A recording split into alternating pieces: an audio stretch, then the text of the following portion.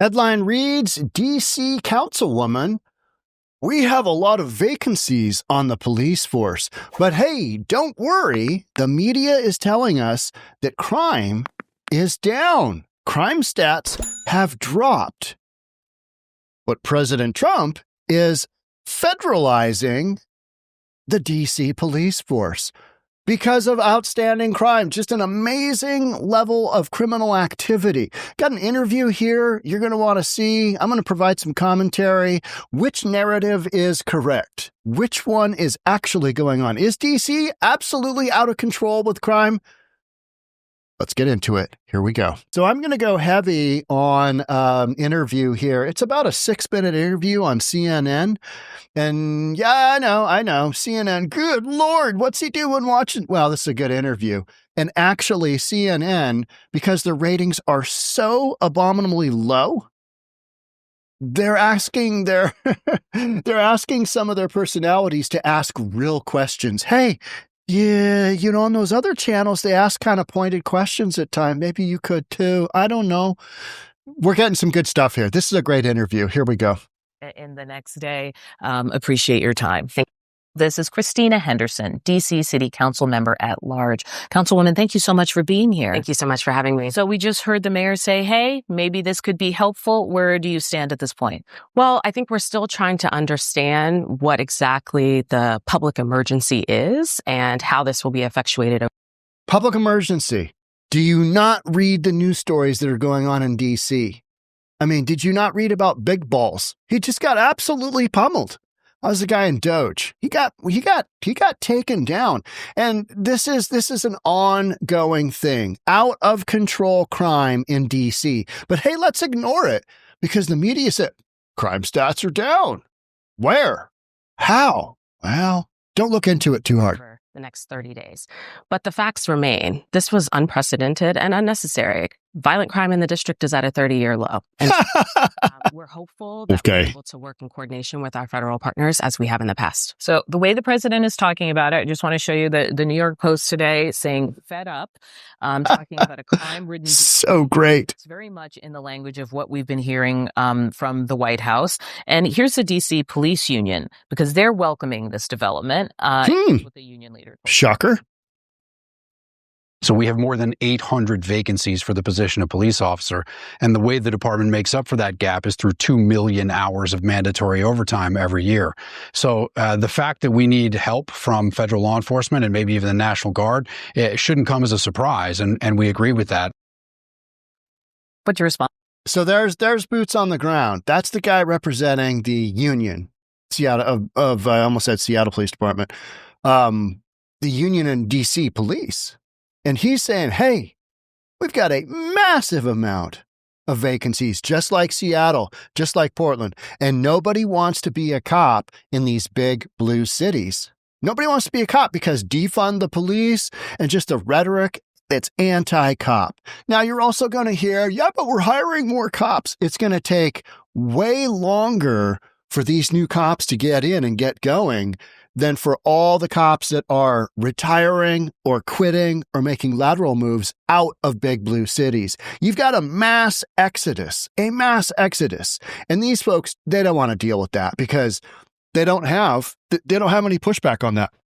To this. Well, we have over 3,100 sworn officers. And yes, the union leader is correct. We do have a lot of vacancies, but we can't cut those positions. And we're certainly needing to do more work in terms of recruitment and retention of our officers. If I hear the term, we need to do more work, again, I'm just going to, you know what I mean? It's so absurd. We have more work to do. It's like a guy who eats 5, 6, 7, 8,000 calories a day. He goes to Wendy's. He goes to McDonald's. He goes to Cracker Barrel. He smokes 2 packs of cigarettes a day. He drinks a case of Bud Light. And then he enters a 5K, comes in just absolutely dead last. Just nobody for, we're talking a 2.5 hour 5K. That's 3.2 miles. He walked the whole way, came in dead last. And you know what he says? Well, I'm pretty proud of myself because, I realize that I've got more work to do, but I'm doing good. I've got more work to do, though. And you're like, we're supposed to take that seriously? You put in no effort. You put in minimal effort. You did not put in the effort to get a decent time. You finished. That was all. You finished. Same thing with these people. We've got more work to... Yeah, no kidding. That's why President Trump is sending in the feds to nationalize your police force. Huh. Weird. But the National Guard is not law enforcement. The National Guard is designed to help communities with disasters, logistics. Overrun with crime, criminal activity, criminal members just running around willy-nilly doing shenanigans. They're there to help with that too. So... large events. And so it's always going to be disconcerting when we have military basically guarding the streets of an American city and their own residents. Because it's needed. You need it right now. That's why Trump's sending them in. Look around. Look at the stories you're looking at. Look at the news stories. Don't look at the stats that you're being told. Look at reality. Look at street conditions. What does that look like? Because we're being told the same thing here in Seattle, Portland. Everybody is being told right now, it's got 30-year lows in crime. Well, what are the optics on that? How does that look? Does everybody feel comfortable and go, whew, good Lord, thankfully crime is down?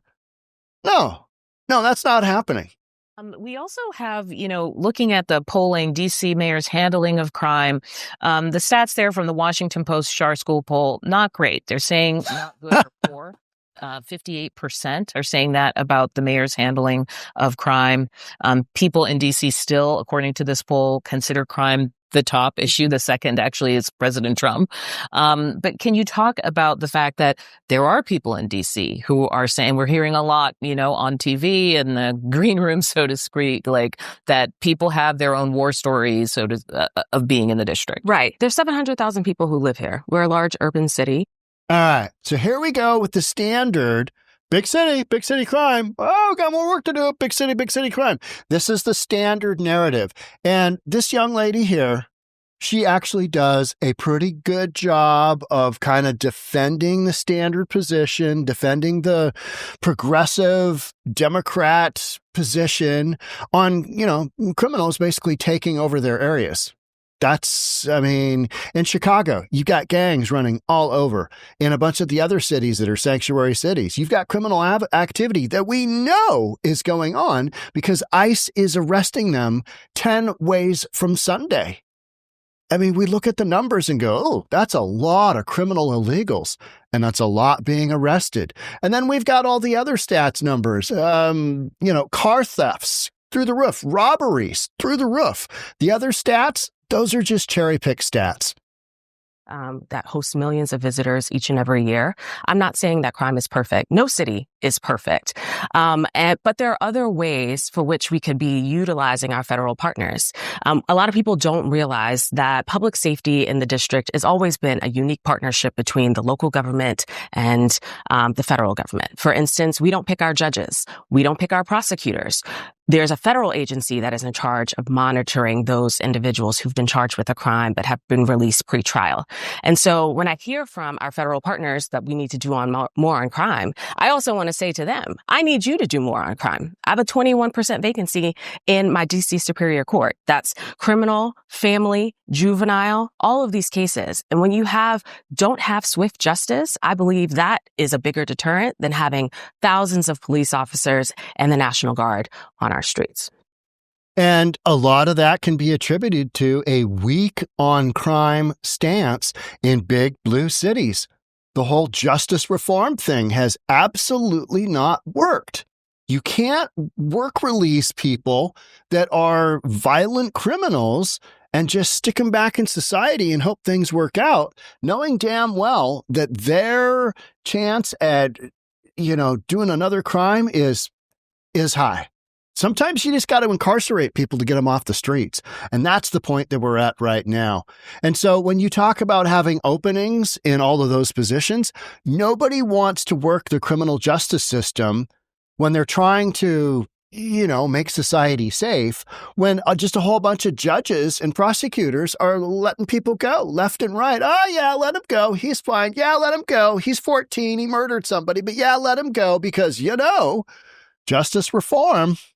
I want to ask you about something that Janine Piero said. She blamed DC policies on the passed by the city council for the situation.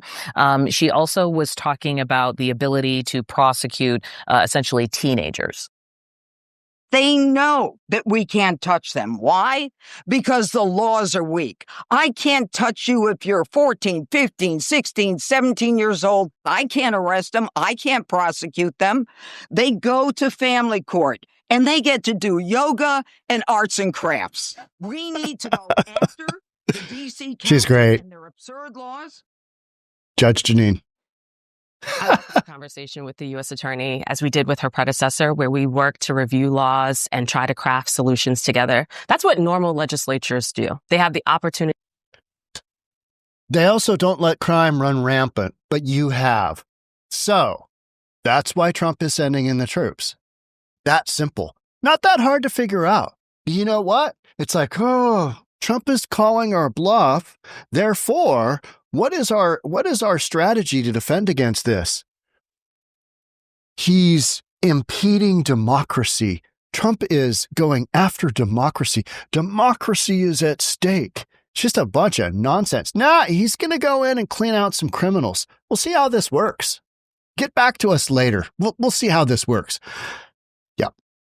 To review to see what's working, what's not, and make changes without having to consider 535 members of Congress and a president of the United States being engaged in that effort. I would push back on her suggestion that juveniles are not prosecuted. Again, they're playing on folks not understanding the differences between what's happening in the district and otherwise. She is the U.S. Attorney for the District of Columbia. Yes, she does not prosecute juveniles, but we also have an Attorney General who does prosecute juveniles. So we need to put So why do you have a bunch of kids running around rampant throughout the city committing crimes?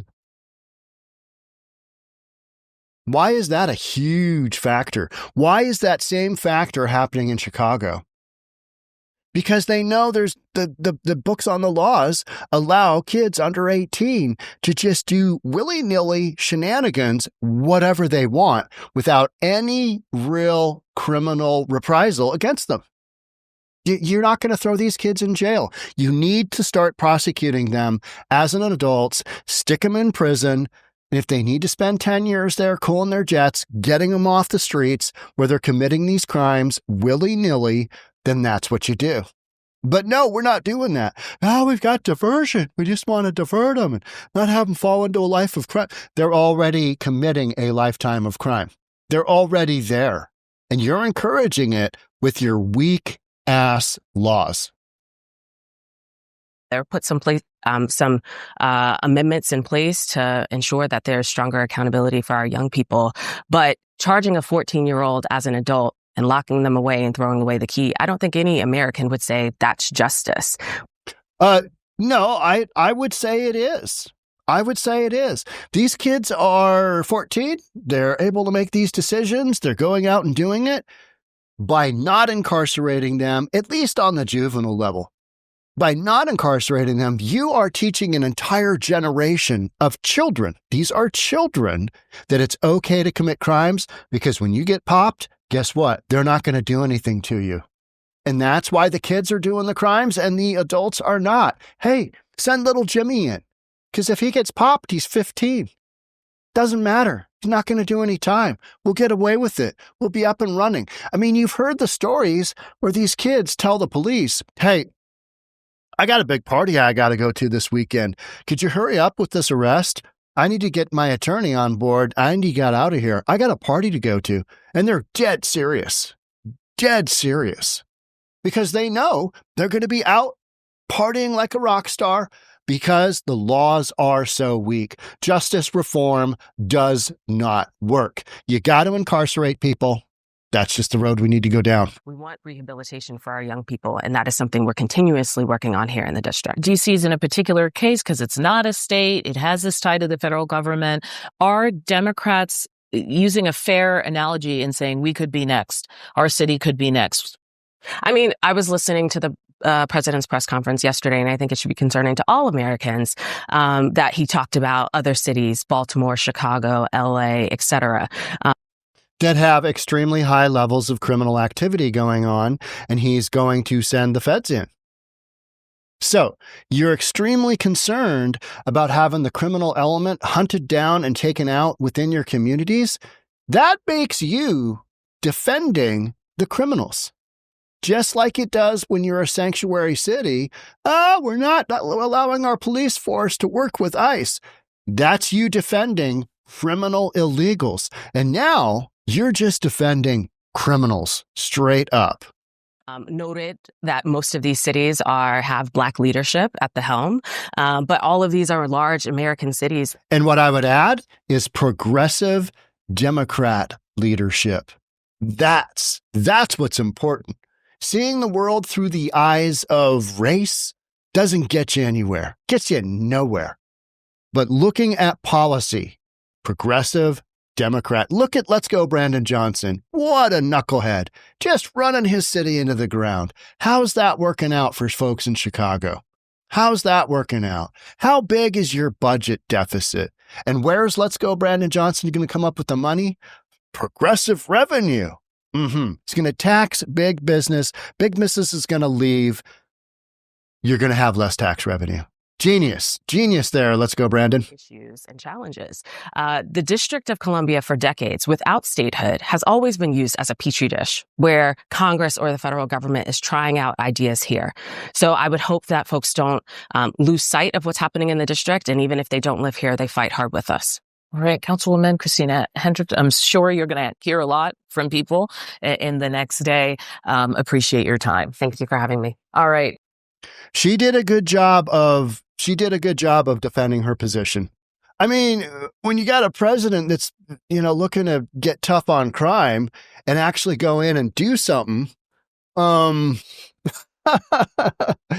you're not left with a lot of backstop. You're not left with a lot of room to go back and really kind of work on your position, because the only place that you can really go is that Trump is he's overreaching the scenario. He's sending in when he doesn't need to be. And I think a lot of the United States look in and sees the news stories coming out of DC, and they're like, nope, I think that's the right call. You need to get some kind of discipline in there, which clearly these big blue Democrat-run cities do not have. And they do everything to sidestep away from the fact that justice reform doesn't work, no cash bail doesn't work, allowing people to just run around willy-nilly, commit crimes doesn't work, incarceration does work. But we've worked so hard to get away from that without really having any other consequences that's why you've got scenarios like this where Trump is literally going in with the federal, National Guard and nationalizing your police force, because there's these optics of absolutely no control by existing police or politicians. No control. Those are the optics. And so Trump wants to take control. I mean, this isn't anything new. He stated this for years and years and years. Hey, these people are out of control. Somebody needs to do something. Who's it going to be? I mean, could you imagine Biden actually taking a stance on something, anything other than to defend trans rights? Can you imagine him doing that? I mean, it's mind-blowing that this is actually going on. And that's why I think you've got so much of the way of he's damaging our democracy. Oh, you mean he's cleaning up your streets with the filth that you allow to just run around? Huh. So that's your version of democracy. All right. Anywho. Yeah. So, I mean, comes down to, let's talk about the police officers. Well, we have over 3,000. Let me get my yellow pointer. We have over 3,100 sworn officers. Okay. How big is your population? Yeah. What's the FBI number on that? Are you short police officers or you got plenty?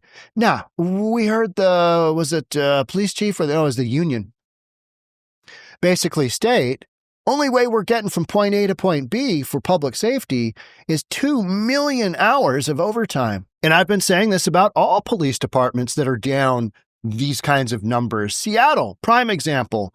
Portland, prime example. Only way you can get there and to cobble together enough police officers to do a shift day in and day out is to just basically require a bunch of these cops to work overtime. So now you got tired cops that are looking to retire, and you're putting them in scenarios where public safety hasn't been what it used to be by any stretch of the imagination. You've taken the general public and turned against cops. I still see in Seattle, I saw Black Lives Matter sign in a doorway the other day. I mean, that is basically supporting domestic terrorism, right? $2 billion worth of damage, insured damage, to Democrat communities across the United States, and $5 billion with uninsured and insured damage. $5 billion of damage. That is the epitome of the definition of domestic terrorism. And yet you got some lunatics in Seattle supporting that. I mean, these people are just... So, it's no wonder you don't have enough cops. And who would want to be a cop in that environment when they're basically told to go and die? And the reason I say that is I've been at Chop and Chaz. I've been down in Portland. These people literally want police officers to keel over and die. And that is putting it very, very, very mildly. So you've got these environments where you've got these, nut jobs running around, these activists. And that's how you end up with a scenario with out of control crime. And Trump just kind of sitting in the president's seat going, oh, send them in, boys. Let's go. Let's see how this goes, and gets control. I mean, it's kind of like that whole squirrely Iran thing. Trump bombs Iran, and then what do we hear after that? Crickets. What do we hear after all that hubbub in L.A.? You're not hearing a whole bunch of protests anymore, are you? I mean, not really. Not the same way it was, because they know that there's nothing they can do. And D.C. knows there's nothing they can do.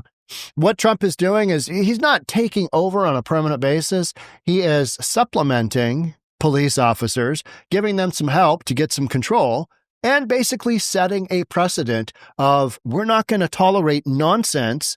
We're not going to tolerate the nonsense in these big blue Democrat-run cities. And if I have to, we're going to come in and we're going to handle some business. Long term, what does that look like? Who knows? I mean, how many police officers are going to get recruited and actually enter the workforce? Don't know on that either. But it's way less than anybody wants to deal with on a reality basis. You've hosed yourself in these big blue cities. Your actions cause consequences. The consequences are you've got some street conditions. You got homeless people running around. You got drugs running around. You got human trafficking. You got sex trafficking. You've got purchase and sale of stolen goods. You've got a whole drug economy. These big blue cities, they know it. They can't avoid it. And so they got to just talk their way around it. And their mayors are the best. Let's go Brandon Johnson. His description of, and this one too, from the standpoint of the Washington, D.C. At-large council member. Hey, we're in a big city. We've got big city crimes. No big city is without criminal activity. True. But there also aren't cities. Trump isn't going into Oklahoma City where law and order, where public safety is prized. He's not going in there. Why not? Because they don't have these types of issues. Period. He's talking about going into L.A. He's talking about going into Oakland.